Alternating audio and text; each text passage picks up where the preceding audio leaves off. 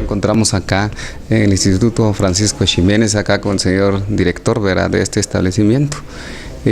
con el objetivo de venir a hacer entrega de unos útiles aquí a los estudiantes de primero y segundo básico, ¿verdad? Es una gestión que ha sido pues, presentada ante la municipalidad y creo que también va orientado siempre a apoyar al estudiante que lo necesita, ¿verdad? Entiendo que son jóvenes y señoritas de escasos recursos y que provienen de diferentes lugares, ¿verdad?, de este municipio. Y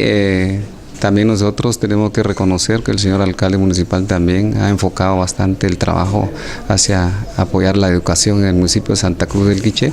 y prueba de ello es que nosotros venimos a entregarles un kit de aquí de útiles escolares a cada uno de los estudiantes que hoy están presentes acá. Su contenido son cuadernos, lápices, borradores, reglas que seguramente les van a ser muy útil a ellos. Y de esta manera, pues como la municipalidad también apoya la educación, y precisamente el día de hoy pues estamos con ellos y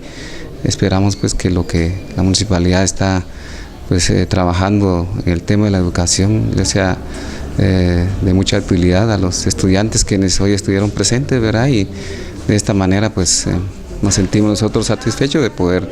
apoyar de esta manera. Un agradecimiento al señor alcalde, el licenciado Francisco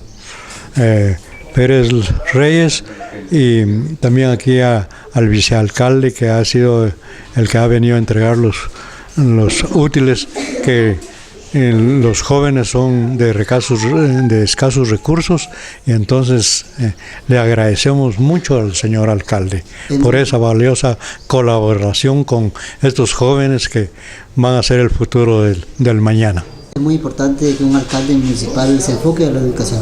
Sí, ellos